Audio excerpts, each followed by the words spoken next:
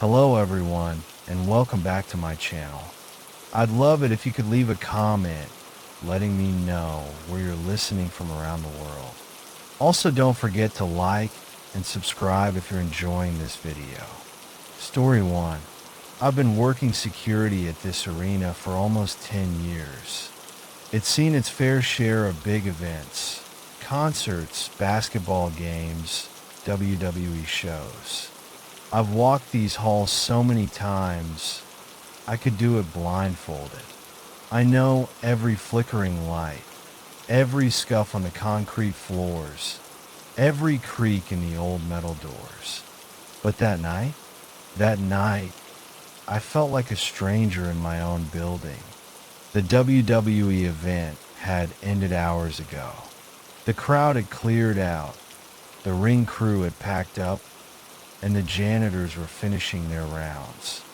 I was doing my final walkthrough, making sure everything was locked up before heading home. Then I heard it, metal clanking. At first, I thought it was my radio. Sometimes the volume dial turns up on its own, just a little glitch in the system.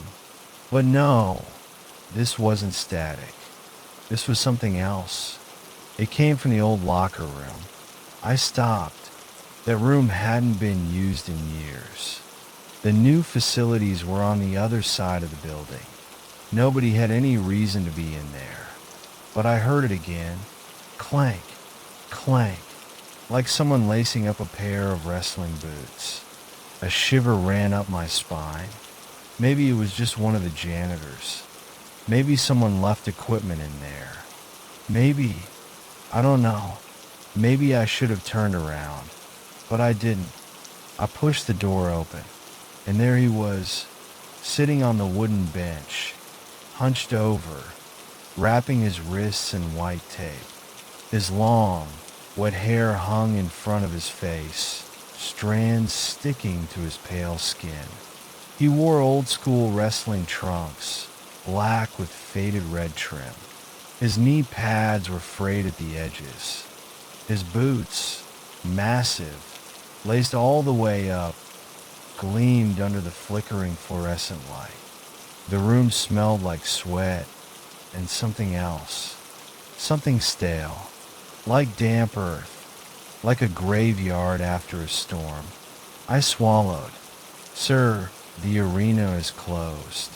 You need to leave." He didn't move, didn't even flinch. He kept whispering. A low, raspy sound just beneath his breath, like a prayer or a countdown. That's when I noticed. His boots weren't touching the floor. My stomach dropped. They hovered a full inch above the tiles. I took a step back. "Hey," I tried again, but my voice cracked. Nothing. The air in the room turned heavy, thick, like the pressure before a thunderstorm. My skin prickled, and a cold sweat ran down my back. I reached for my radio.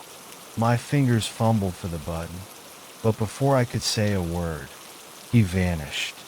Not slowly, not like a shadow fading into darkness. He was just gone. 1 second he was there. The next, I was staring at an empty bench. The roll of wrist tape sat where he had been. A single bootlace lay curled on the floor, like a snake shedding its skin. The silence rang in my ears. I backed out of the room, slammed the door, and nearly tripped over my own feet running down the hallway. I told my supervisor the next morning. He just nodded, like he'd heard it before. "Did he say anything to you?" he asked. I shook my head. He exhaled through his nose. "You're lucky." I didn't feel lucky. Later, I did some digging. Talked to a couple of old-timers who had worked the arena long before me. And that's when I found out. Years ago, there was a dark match. A no-name indie guy trying to prove himself. They said he had talent, strength, heart, but something went wrong. A bad landing. A misplaced kick. No one could say for sure. He collapsed in the ring, never got back up. They carried him out through the back. No announcement, no news coverage, just whispers. And the whispers said he never left.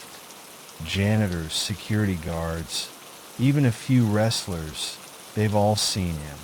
The shadow in the locker room, the whisper in the empty halls, the sound of boots being laced up long after everyone's gone home.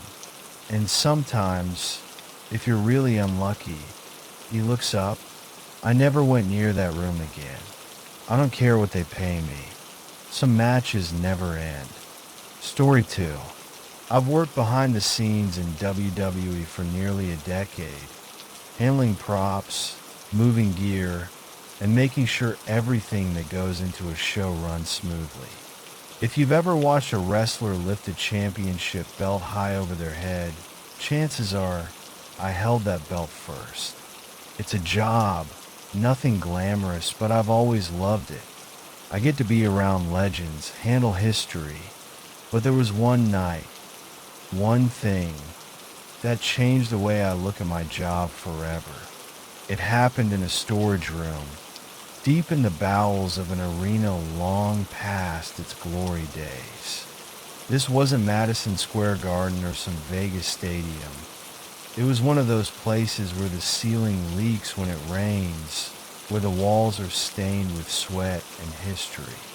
The main event had wrapped up hours ago, and most of the crew had already taken off. I was alone, doing inventory, checking off items one by one.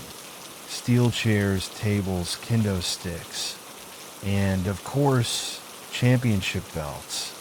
That's when I saw it.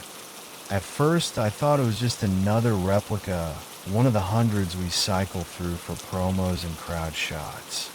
But as I lifted it out of the crate, I noticed something strange. The leather was dark, darker than it should have been. I held it up to the dim light overhead, and that's when I saw the stains. Dried blood. At least that's what it looked like, brownish, crusted over in spots. Could have been dirt, maybe old ring sweat, but something about it made my skin crawl. I ran my fingers over the leather, and it was wet. Not damp, not sticky. Wet, like the blood was fresh. I dropped it instantly.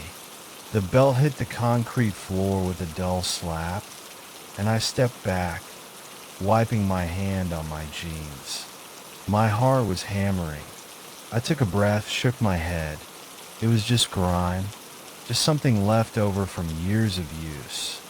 I bent down and picked it up again, but this time, something felt wrong. The belt was warm, like it had been sitting in front of a heater, even though this storage room was damn near freezing. I stared at the center plate, that shining, golden face of a champion's glory. Except it wasn't shining anymore. It was darkening. The edges of the metal seemed to blacken, spreading like ink in water. And the stains, those old dried stains, were growing. I dropped the belt again. My breath came faster. I could hear my own heartbeat, a dull thud in my ears. Then, from the far end of the storage room, a sound, a shuffle, a scrape, like boots on concrete. I turned so fast I nearly lost my balance. The room was empty, at least it should have been. The only way in was the door I had come through. But I wasn't alone. I felt it, that creeping, electric sensation that crawls up your spine when you know someone is standing behind you. I didn't move. I didn't breathe. Then the belt moved. I swear to you, I wasn't touching it. It lay there on the floor, the dim yellow light reflecting off the gold, until it jerked, just an inch, like something had nudged it. I backed away. My knees nearly gave out. That's when I heard the whisper. It wasn't a word, not really. More like a ragged breath, a sigh from lungs that should have been long gone. I grabbed the nearest storage bin and yanked it over, dumping an avalanche of belts on top of that cursed thing. I didn't care. I just needed to cover it, bury it. Then I ran. I don't remember how I made it to the locker room, but when I got there, one of the older crew guys, Mike, saw my face and asked what the hell was wrong. I told him about the belt, about the blood, the whisper, the way it moved on its own. Mike's face went pale. "Where did you find that?" he asked, his voice barely above a whisper. I told him, his hands clenched into fists, and for the first time since I'd known him, he looked genuinely afraid. "That belt," he muttered, shaking his head. "That belt shouldn't exist." I asked him what he meant, and that's when he told me about the incident. Years ago, back in the ruthless, blood-soaked days of hardcore wrestling, there was a match, a brutal, no-holds-barred fight that ended in tragedy. One of the wrestlers, a guy named Mad Dog Marcus, took a steel chair shot to the head. Hard, too hard. The ref went down to check on him, but Marcus, he was already gone, dead, right there in the ring. His opponent had no idea. The match kept going for another 2 minutes before anyone realized. But here's the thing, Mad Dog never dropped the belt. Even in death, his hands were locked around it. They had to pry his fingers open. The belt was supposed to be retired after that, given to his family, or maybe locked away. But it never was. It just vanished. Mike swallowed hard, looking at me like I was already a dead man. "Where's the belt now?" he asked. I hesitated. "It's in the storage room. I buried it under some other stuff." Mike didn't move for a second. Then he nodded, his jaw tightening. "Leave it," he said. I didn't argue. The next day, curiosity got the better of me. I went back to the storage room. My hands were sweating, my pulse racing. I moved the bins aside, digging down to where I had left it. The belt was gone. No one had moved it. No one even knew it existed. And I swear to God, as I stood there in that silent, empty storage room, I heard it again. That whisper, that ragged breath, like someone standing right behind me, waiting. Story 3. I didn't believe in ghosts. Not really. Not the way some people do. I figured the world was dark enough without adding the supernatural to it. I'd seen plenty of horrors, real ones, broken bones, concussions so bad the guy didn't remember his own name, wrestlers working through torn muscles, blood dripping down their faces like war paint, just to put on a show for a half-empty arena in a town no one cared about. But after what I saw that night, I started to think maybe the worst things aren't the ones you can see. Maybe the real horrors are the ones that move just out of sight, watching, waiting. Maybe they're waiting for us to let them in. It happened at a house show. One of those low-key, off-the-grid events where the ring is set up in a high school gym or a small civic center that still smells like stale popcorn from last season's basketball games. The crowd was light that night, maybe 200 people tops. The energy was weird though, heavy. You could feel it in the air, like the whole room was waiting for something. I was working backstage when my buddy, let's call him Rick, came up to me. He was in the main event, a standard tag match. Nothing special, but he looked off, pale, sweating even though it wasn't hot. "You okay, man?" I asked. He didn't answer right away. just kept staring down at his wrist, flexing his fingers like he was checking if they still worked. Finally, he said, "Something's wrong with Tony." Tony was his tag partner. Solid worker, dependable guy. No drug problems, no weird behavior until that night. "What do you mean?" I asked. Rick swallowed hard. He's been acting strange all day. Kept whispering to himself, like he was talking to someone who wasn't there. I frowned. "Like what? Praying?" Rick shook his head. "No, more like arguing." And just now, he looked out at the crowd and said, "He's here." "Oh." Rick didn't answer, just wiped his face and muttered, "Never mind. Forget it. I should have pressed him. I should have asked more questions. But I didn't. I wish I had." The match started off fine. Just another standard tag team bout. Locks, takedowns, rope runs. But then, somewhere in the middle of the match, things shifted. Tony stopped playing to the crowd. He stopped reacting to moves. He just stood on the apron, staring past the audience like he saw something the rest of us did. Rick kept trying to tag him in, but Tony wouldn't move. Wouldn't even acknowledge him. Just kept whispering under his breath. And then it happened. Rick was down. He'd just taken a hard clothesline, but he managed to crawl toward the corner. He reached up, slapped Tony's hand, and Tony stepped back, but he wasn't looking at Rick. He was looking at the empty space beside him. Then, slowly, like he was moving in a dream, he lifted his hand into the air and slapped it down onto nothing. The ref froze. The crowd went dead silent. It was like the whole world took a breath and held it.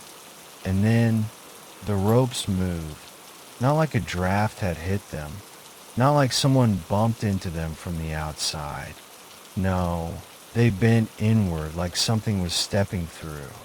The opponent, a big guy who'd been working the indies for years, hesitated. His face twisted in confusion. Then, he screamed. I'll never forget that sound. It wasn't the kind of scream you hear in wrestling. Not the exaggerated yell when someone takes a bump, or even the real shouts of pain when something goes wrong. No, this was raw, primal terror. Then he was yanked backward, hard, like something invisible had grabbed him. He hit the mat, arms flailing, legs kicking, but no one was touching him. His hands went to his throat, clawing at something unseen, like he was being choked. The ref snapped out of it and waved the match off. The bell rang, ding, ding, ding, but no one moved, except for Tony. He stepped onto the floor, a small smile curling on his lips, like he had won, like they had won. Rick rolled out of the ring, grabbing Tony by the arm. I couldn't hear what he was saying, but his face was pure panic. Tony just smiled at him. Then he said something, just one sentence. He finally came back. Rick's whole body stiffened.